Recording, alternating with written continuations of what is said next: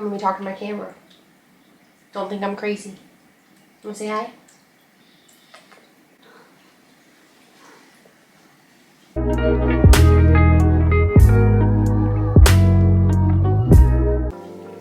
Happy New Year's. Happy 2023.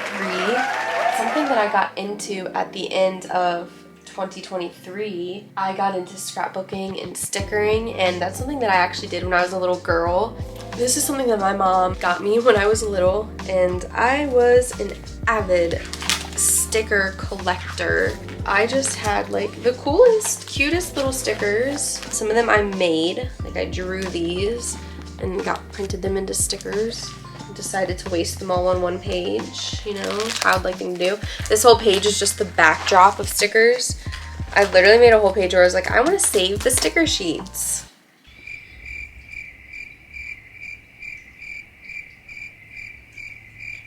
Look at all the stickers on the swing set. The swing set was a tree swing set. How creative and cute. Oh my goodness, this one's my favorite. Yay, we're in a castle. Quack. Oh wait, it says quack. I didn't know how to spell quack. Time for bath. Get undressed in your tanks. Oh, that is so cute. Flowers, fruit, books. They're just carrying things up and down the hill to the castle. Oh my goodness. Best of both worlds. We all loved Hannah Montana. All that just to say, I have an adult sticker book. I just went ahead and decided I want to do my stickering again. They have all these different like papers and wax melts and tags that you can like stick to the pages. This one's like a whole Christmas theme. This one's Gilmore Girls. This is birthday themed. This one is like my whole flower shop page. This one I made for Lila, to Lila, love mom, and it has like little reminders for her. She can go and read this as she's growing up. That's what I'm gonna be doing tonight. By the way, thank you all for watching my videos and supporting my channel.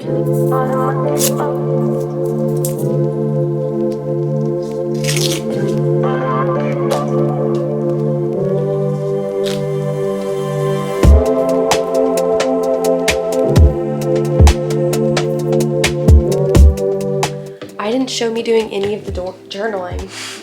I got so into it that I literally didn't show any of it, but I'm pretty much done. There's just one more thing I have to do. This is the final page.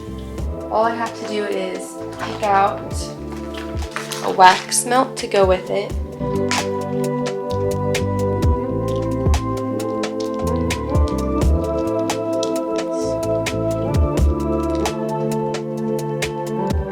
So this is a little tag. I'm gonna be wax melting it to the page. Do that.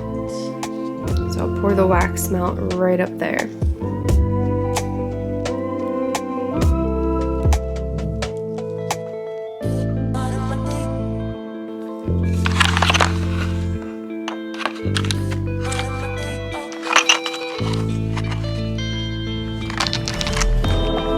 I'm gonna do the moon.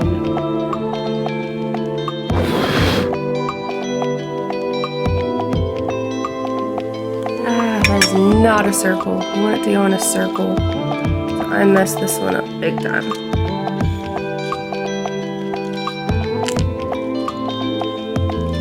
Ooh, that actually looks pretty cool. I like it. I like how it turned out. That's really cool. Yeah, I like that one. That's dope.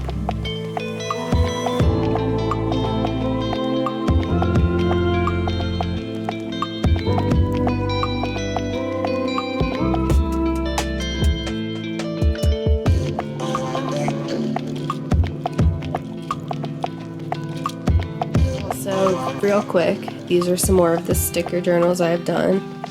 Here's this one.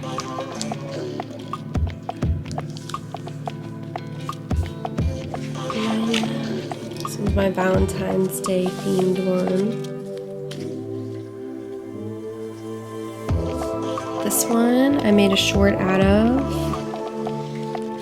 This is pretty. And then my pink page.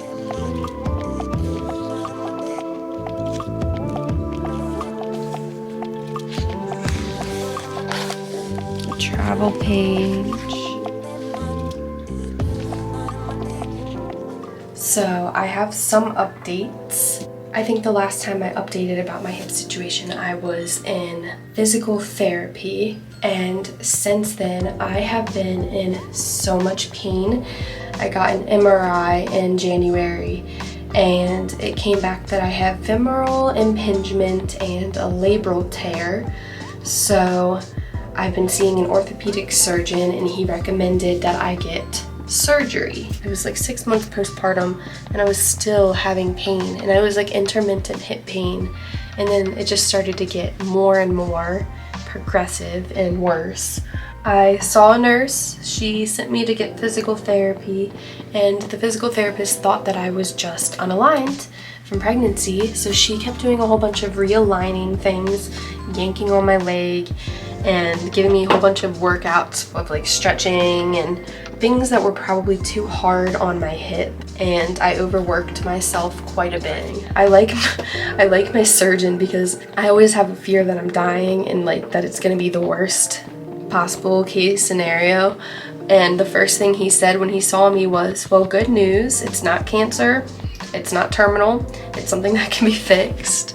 Be seeing him on the 24th of February and basically just going over what the surgery entails and scheduling the surgery. So it's crazy what has happened in the past year alone since going to get help for my hip. It's crazy that a year later I'm now needing surgery, and I'm hoping a year from now I'm in way less pain and super grateful that I got it and able to road trip and travel. I have needed driven everywhere, and that's been the hardest part about this, is like I feel like I have so much of my freedom ripped from me right now. It's just been tricky to navigate. There's a lot of people out there dealing with chronic pain. Whatever problem you have going on, there are thousands upon thousands of people out there going through the same exact thing, and it can really help you feel less alone. And also kind of insignificant.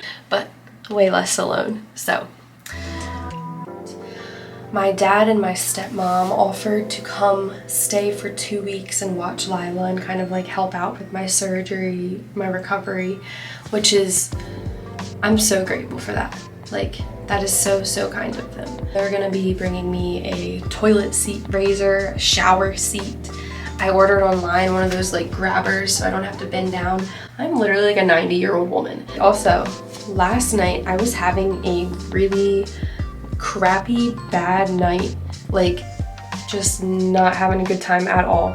And I was crying and like borderline panic attack, and out of nowhere, my sister texted me, what's going on? She had no idea what was going on, and I literally like checked my social medias to make sure I didn't accidentally post something, but I didn't. She was just thinking about me and she sent me a text, and we just have had a small conversation, and I updated her about my hip situation because I haven't told her yet. The reason I haven't told her is because I feel like anytime I talk to people nowadays, I'm like full of problems and a giant burden, and I just feel like I'm constantly complaining about some kind of body pain or sinus issue or headache or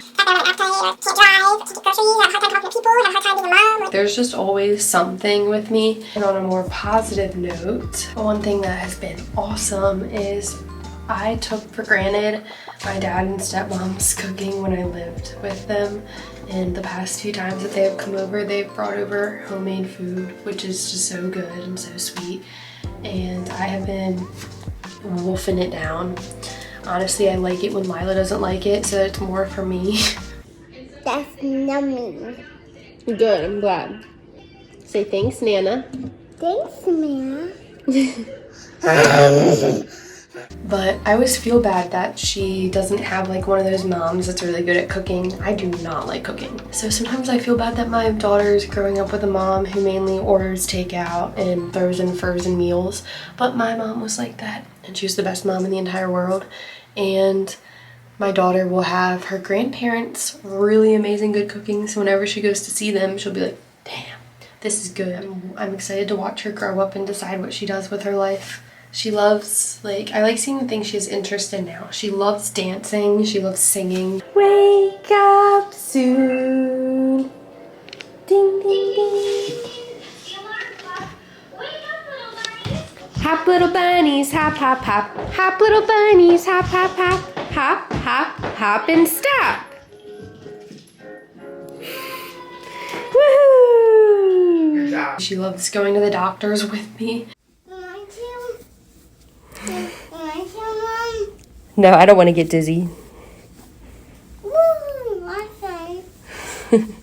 Whee! So I just wonder like what she's gonna end up doing with her life. She could literally be a plumber or a pizza girl, and I would think that she's just the cutest little plumber pizza girl ever. No matter what she does, I'm gonna be proud of her. There's another thing I want to talk about real quick. It had been 15 years on the 29th of January since I saw my mom, or since my mom passed away. So yeah, since I saw my mom. This year it hit hard, much harder than past years, and I think that's because 15 years sounds so long. It just sounds and feels like a long time, but there's parts of me that feel like I just saw her yesterday, and that is like the 9-year-old version of me that is still very much stuck at when my trauma happened. Everyone has always told me it will get better with time, and it hasn't. Every success that happens, I want to tell her. Every failure that happens, I want to tell her. I want her here helping, and I want her to be the first person that I call.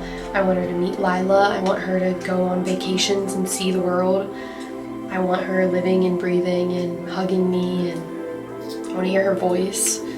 I want her to be able to talk to her friends and see her friends that she hasn't seen in 15 years. Like, there's so much. It's like my 24-year-old self is grieving everything. Like what my mom didn't get to experience and what I didn't get to experience with her.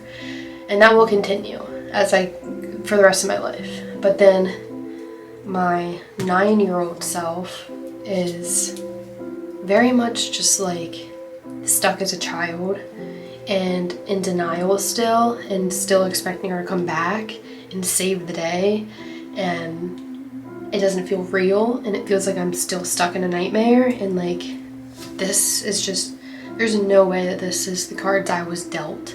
Like there's just no fucking way that it has been 15 years of this. And I think the only reason I'm still living and going through life to this day is because that little 9-year-old girl is still deep inside of me, just looking for answers and living to figure it out. It's crazy to me that I have lived more of my life without my mom than I have with her. And I just feel like as a kid, you can't grasp the fact that you only get one chance. It's not until you literally hit like this age when you're like, I only have one chance at this, I need to make sure I'm making the best out of it. Life is kind of like this, and I look at it like I'm running headfirst into a wave. I could have taken the cortisone shot and gone through like a little baby wave and then tiptoed up to the big wave, but I'm ripping off that band-aid. I'm dealing with this pain, and I am jumping into it headfirst into the giant wave, and I am ready to see the top of the horizon on the other side. I'm ready for calm water for a little bit. It might not be directly after the surgery, but I am just I'm jumping straight first into the storm, basically, so that I can get to the other side. And that's the analogy for the day. I am going to flip back to some of the things that I said earlier in the month, though. Some things that I filmed that I don't want to leave out. So I will add those in here now. So enjoy. But real quick, I want to share a funny story. So I saw my grandparents after Christmas. I couldn't see them on Christmas because of the hip situation, but they were able to come to my house and we exchanged gifts. My Nana got me this lotion from Bath & Body Works, and I actually got her the same exact one. So I see who I get my gift giving abilities from. I just thought that was so funny. I also got my pap a big cozy blanket, and he stayed in it the entire time at my house, the entire car ride home, and I can just imagine him all bundled up in it right now. He's my favorite person in this entire world, and I just want him to be cozy. Earlier in the month before Christmas, I saw my nephew. I met my nephew, and I saw my sister for the first time in 5 years. and I was so nervous leading up to it, but it ended up being so fun. They don't share his face online, so I'm not going to be sharing any pictures of him, but Lila loves him so much. They were so cute playing together, and it was really cute seeing my dad too with his 2 grandbabies. And yeah, it's hard this time of year because my mom's not here, and it's just we're having all these fun family moments and she's not here, and it just feels like there's a hole. So I don't know. That's me though, that's how I cope. I miss my mom so much. I was such a mama's girl, but I will just always feel like there's someone missing whenever something exciting happens. But I want to show my kitty real quick, and then I'm gonna say peace out because it's late and I've been rambling forever. But he looks really cute. He has his whole face buried. I don't want to wake him up. And then there's this girl cleaning herself. One thing that I learned is when you are in pain anywhere, it sends danger signals to your brain. You have to like really convince yourself that it will be okay, take deep breaths, and yeah. So I've been having to do a lot of that, a lot of distraction, a lot of rest. I got coloring books. The one I did recently, don't sweat the small shit. My dad always says don't sweat the small stuff to me. And then this one that I really like that I just got. This is one I did today with a little hamburger snail. I did this one today with Lila. And I've just been coloring away. It's fun to color.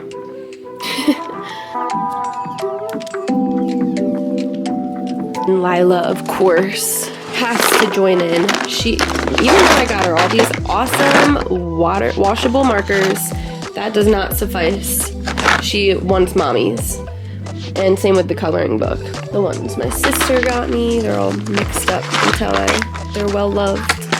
But I'm trying to get back into reading, and I'm reading It Starts With Us. Lila put stickers on it. I love my chicken wings so much, but her terrible 2 tantrums have been at an all-time high, and it has just been like really stressful because I'm not the best at emotionally regulating either. Also, the Passy Fairy needs to come soon because a lot of her temper tantrums start over her pacifiers. Either like she can't find them, or she drops them, or I won't get her one that she threw, or she'll chuck them at my head and I'll send her to timeout. And she is already like doing really good with potty training. She's walked herself to the bathroom a few times and gone potty, pee-pee and poo-poo all on her own without being asked, and then would like bring it back with it full. Like I went and like poop all over her butt. I don't know if this is TMI, but at the same time it's just a cute, funny story about a 2-year-old. And then she'll wash her hands, and she tries to wash her potty too, but that's not an everyday thing. That's just when she's in the mood for it. So I feel like she's still just doing the mimicking and then getting excited to see our reaction. And I was already thinking of some 3rd birthday party ideas. I actually fully have it thought out. It's not even that I was thinking about it. It's like I fully know what I'm going to be doing for her 3rd birthday. Stay tuned for that. It's all the way in July. You can see what kind of mom I am. It's funny, I like to be very prepared with Lila, but then you look around at my house and I am so behind on cleaning. And it gets like this every month, and then I'll have like 1 week a month where my house is perfectly clean. And then it gets back to this. It's just been me my whole life. My Mac is really hard to click when I'm editing. So something that I was gifted for Christmas is this cute purple mouse, and I fully plan on using this. Here's me using my new cute purple mouse on my new desk. I got fake hydrangeas from Michael's, my journals stacked up here, my PB&J, picture of Lila, my phone stand, and my mouse pad. And then here is where I keep my coloring book. Scrapbooking stuff is all under here. All in this cute little cozy corner. I'm obsessed. This kitty loves playing with Lila's things when she's asleep. She's only 5, so it honestly makes sense. She's still a little kitten baby herself. Thank you so much for watching, Girl Scouts. Don't forget to comment, like, and subscribe, and I will see you in the next one. Hopefully it's a little bit cheerier and more to it than just rambling, but I think it's kind of also good to start off the first video like trying to sort out everything that I need to do this year and like my current mindset. Maybe at the end of the year I'll be like, this is where I'm at now. Probably not, because I'll probably forget, but who knows. That's all. Peace out.